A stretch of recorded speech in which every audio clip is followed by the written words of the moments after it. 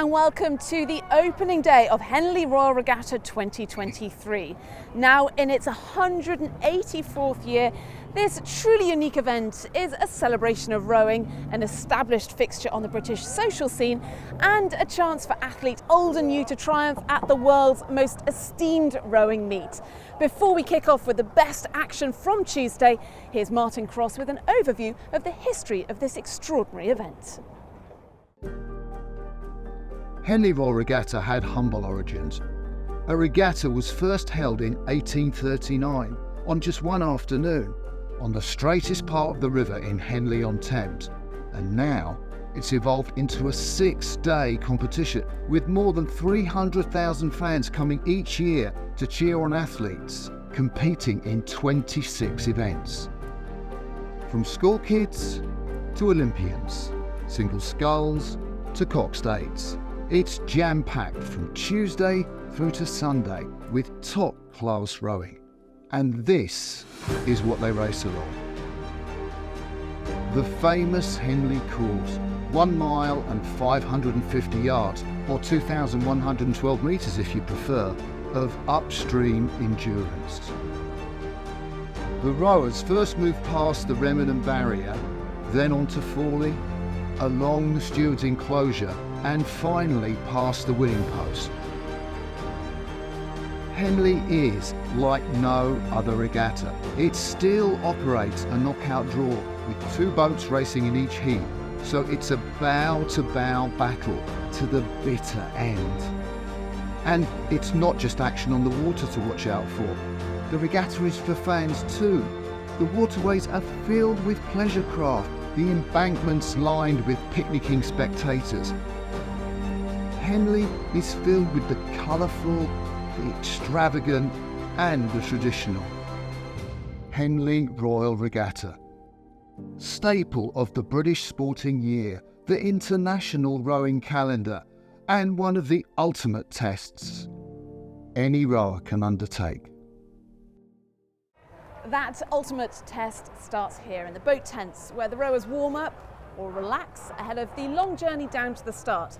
2 of the first crews out of here this morning were Deerfield Academy and Latimer Upper School in the Princess Elizabeth. The Princess Elizabeth Challenge Cup, we've got Deerfield Academy from the USA in the green and white there on the Berkshire station at the top of your picture, and closest to the camera on the Buck station. Latimer Upper School in the light blue there. This is going to be really interesting because we have got 2 really different systems in here. We've got Deerfield Academy, where some of the athletes have actually only just started rowing in the spring, so it'll be interesting how they hold their technique for the second part. And Latimer, you can see they've got a slightly different rig, what we call a bucket rig in the middle of there, to really keep their athletes together. And you can see Latimer now really sitting back. They're really trying to press it on. They're asking, their coxswain will be asking for more and more of their athletes, trying to make sure that they hold on to Deerfield, who has still got that advantage. And those boats getting quite close. The blades, the blue of Latimer Upper to the right, and the Deerfield Academy, the white blades there, not too far away. But that was just as you were talking, wasn't it? That injection of pace from Latimer has put them not just back in the race, but in fact nosing in front now. They've got to drive on here if they want to continue their week in competition. In the green and white Deerfield Academy, they're being spoken to by the umpire, being told to get back onto their side of the track, and they will do that. They just edge back enough to keep the umpire happy for now, and they've forged a decent lead, but they've had to dig really deep there. Asked a serious question by Latimer Upper School. Yeah, fantastic. 36 strokes a minute. Deerfield's up there. They're really taking their race all the way to the finish. Latimer, they're at 37. They're still pushing on, but Deerfield, there they are, crossing that finish line. They'll be delighted. Latimer disappointed going home. It was a brilliant race. Latimer Upper School, in the end, come second, but Deerfield Academy had to dig so deep. They had to work hard, because for 3/4 of that race, it was really in the balance. The lead exchanging hands on several occasions. The opening morning also provided some cracking clashes in the club events, none better than a pair of races from the Wyfold Challenge Cup. Another Wyfold Challenge Cup heat. Tyne against Lee. And fantastic to see Lee Rowing Club here. Interesting, they qualified, they had crews that came through the qualifier, not this one, this was straight through the draw, but in all of our categories. Nothing in this race.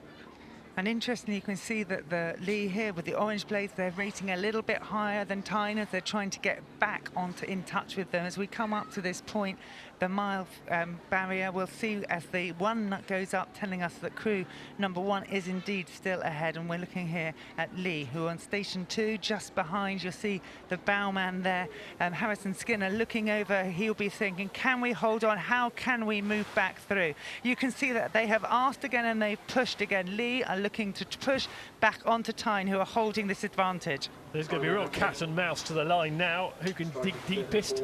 You can see that it's Lee who are going to have to work hard just for the next few moments. They'll have to put in a surge.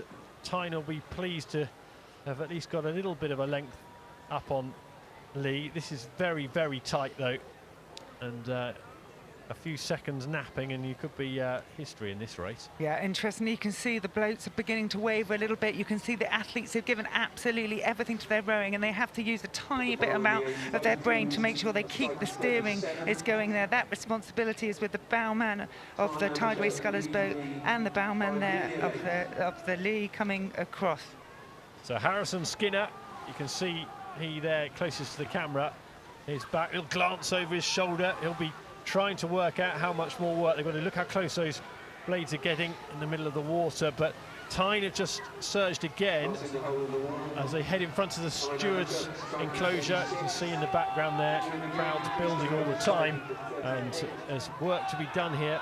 Lee Rowing Club with lots of work to be done, but Tyne look like they're going to move through this Wyfold Challenge Cup heat. That's been a very good race.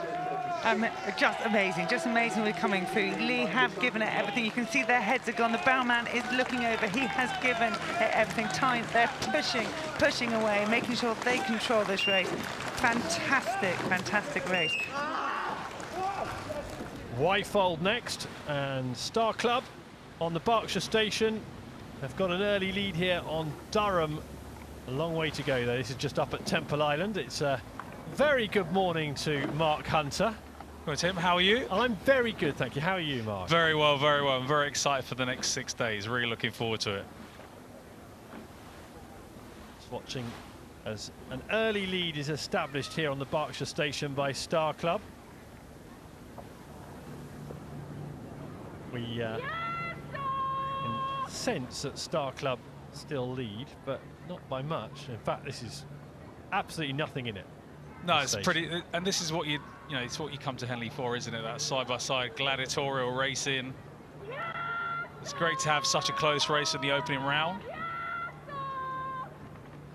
Still a long way to go. Just about halfway point. So on the Bucks station, the Durham boat that you can see, the dark blue and old gold. John Roxburgh in the bow seat.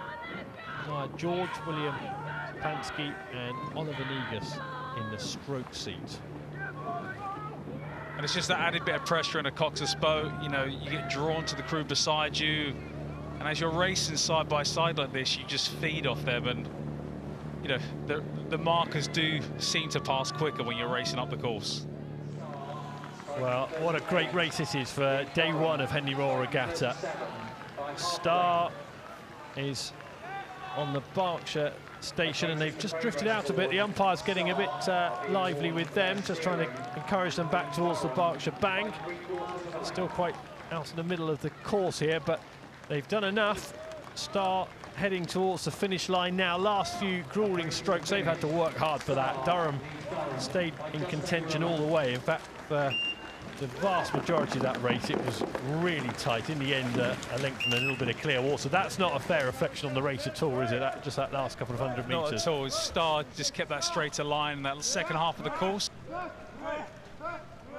The Temple Challenge Cup is one of the regatta's most international events. Overseas crews have won 17 out of the last 30 editions. Again, with a strong international entry at this year's regatta, one of the picks, Syracuse University, were up against the University of London A. This is the Temple Challenge Cup, University of London A. You can see on the Berkshire station at the top of your picture, up against the Americans here.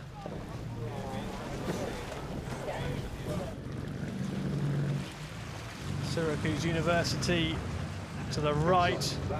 So we've got the Temple Island early stretch of the race done, and here we can see the Americans have taken a half-length lead. And what's the I don't know. I was expecting UL to dominate. I don't know why. I was expecting them to win this particular race. So yeah, a big first half there from Syracuse to take that out. It'd be interesting to see, you know, how UL respond to that.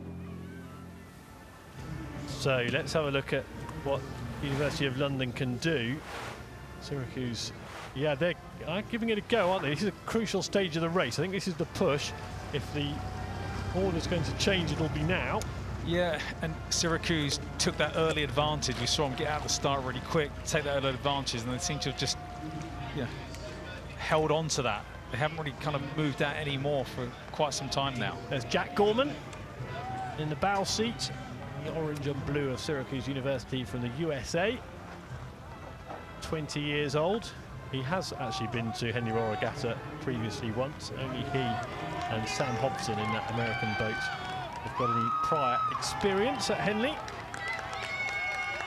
And now we can see in there Rory Gilligan, final year medical student at King's College London, recently qualified as a doctor, 24 years old.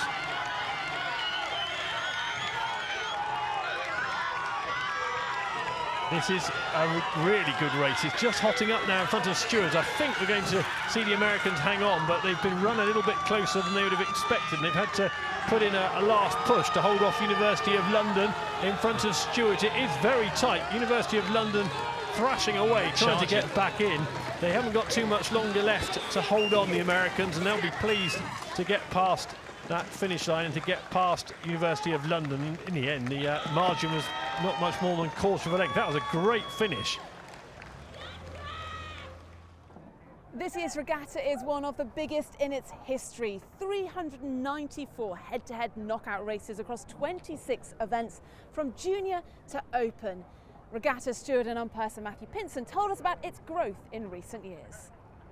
So Henley 2023 is going to be a classic. It's going to be a very traditional Henley, but at the same way it's going to be more accessible. There's going to be more women competing than ever before, and we're really proud of that. If you go back in history, Henley has a long and proud tradition of racing, but obviously more than 15 or 20 years ago, it was only for men. We've made huge strides in the last few years to develop women's events at Henley Royal Regatta. That started at the juniors with junior quads for girls, that's the Diamond Jubilee, and junior women's eights in the Prince Philip. And then more recently, we've built in women's club events and women's student events. And at the top end, we've got a full suite of international crews as well. And what we've really worked hard at in the last couple of years is to build out the numbers available. So we're becoming more and more equal as we go, and we're definitely on a journey on that. We're definitely looking forward for the next 3, 5, 10 years, where we hope to have essentially an equal event for men and women all the way through those events. That's the aspiration. Day one has already offered up a number of highly competitive women's races. One of those was in the Junior Women's Quadruple Sculls, the Diamond Jubilee Challenge Cup. And the Diamond Jubilee Challenge Cup in the Bucks station on the right-hand side of your screen. It is Shiplake College A and Great Marlow School in the Bucks station. Another local rivalry, which is great.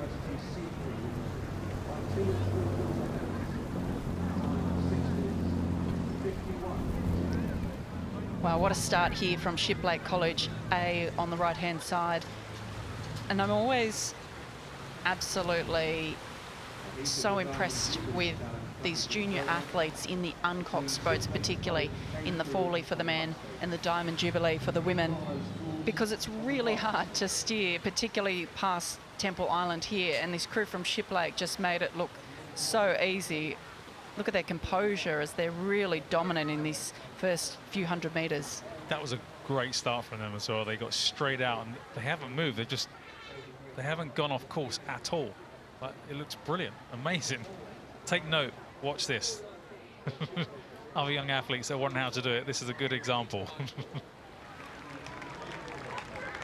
And fantastic that they are here leading this race. Very composed racing here as there's a challenge coming from the Great Marlow School, but they are running out of water as they're coming down to the finish line now. And they took the early lead, Shiplake, you know, very dominant today. You know, Great Marlow, like, it's about experience, isn't it? Coming to Henley for the first time, learning what it's like to race up the course. Doesn't matter what age you are, it's a learning experience, isn't it, Henley? As we see Great Marlow School coming across the finish line. Confirmation there in the Diamond Jubilee Challenge Cup, Shiplake College A beating Great Marlow School. The morning session only continued to hot up with 3 fantastic races back to back. The first of these was in the Temple between Colgate University USA and Imperial College London. Colgate rating 40 strokes per minute. They're driving down to the line. They've really put the afterburners on here and are pushing themselves ahead of Imperial College London, who are desperately trying to stay on terms as both crews come down to the line here.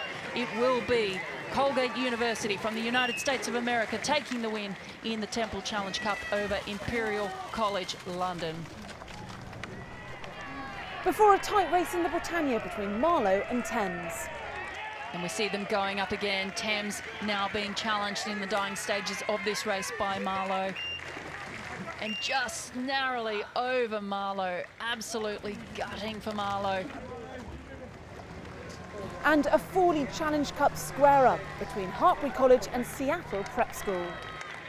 They're coming down to the line now and driving all the way there. Hartbury College will take the win over Seattle Preparatory School USA. Now let's catch up with some of the action from the Britannia Challenge Cup.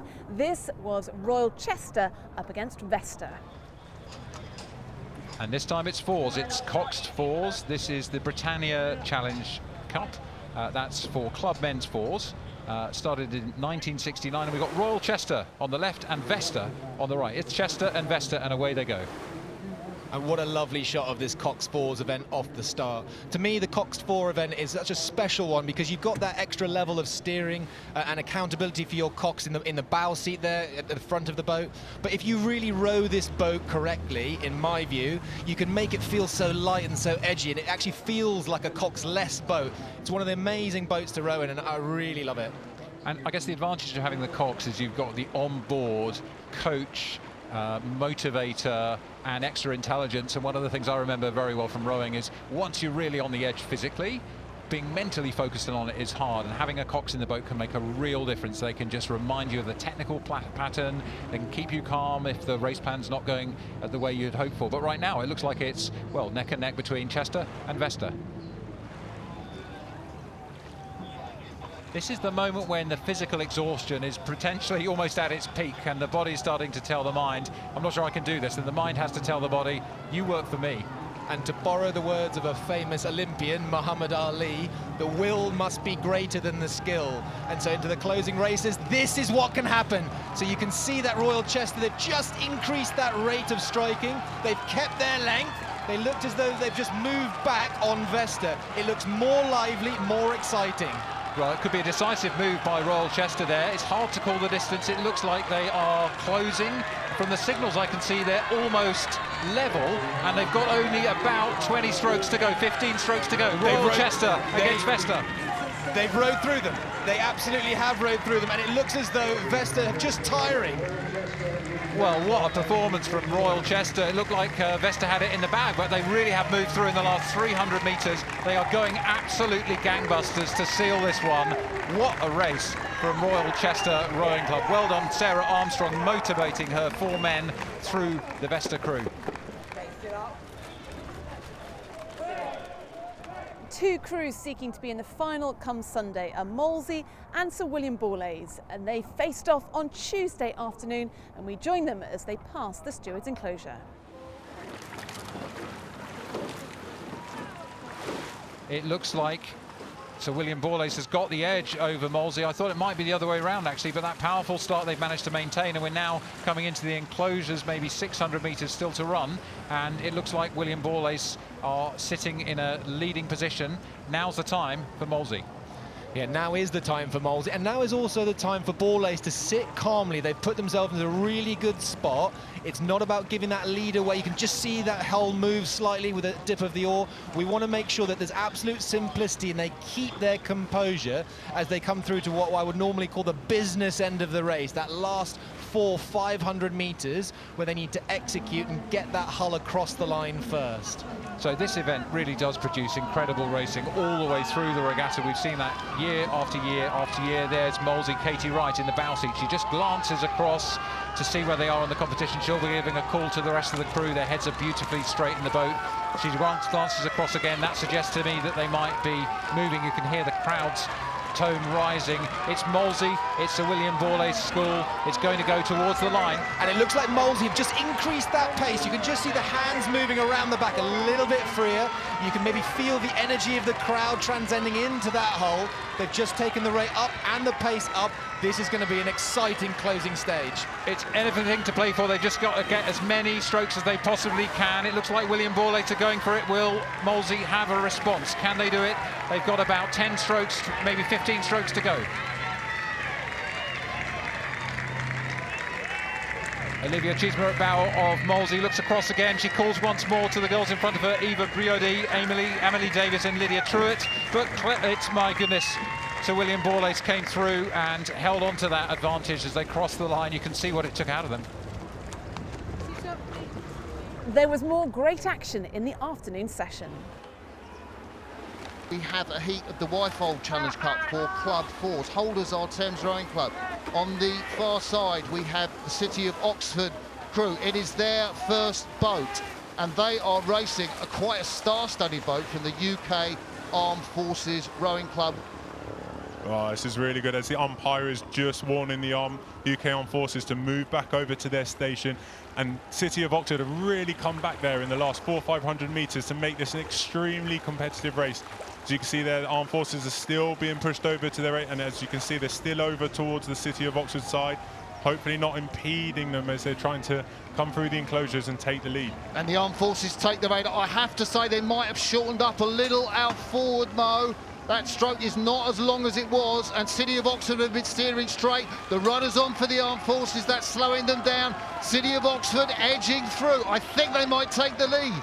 I think they have taken the lead, Martin. As you can see, their heads aren't having to look so far around their shoulders. I think they have good vision and good overlap as they're coming towards the last bit of this race. What a fantastic race just before the tea interval. It's still on for Armed Forces. If they want to have a surge and come back, they'll need to lengthen. The umpire is saying watch out for the steering. City of Oxford moving across to the UK Armed Forces, but look at them, they now have a length lead. He's done it again, Sam Clifford, backed up by Ross Forgus, the 34-year-old in the 3-seat, Ben Cannons, the 27-year-old at 2, Simon Kurzel-Jensen in the bow seat. What a job they've done in the middle of this race. UK Armed Forces, it's a despairing look from Max in the bow of UK Armed Forces. Tremendous before tea.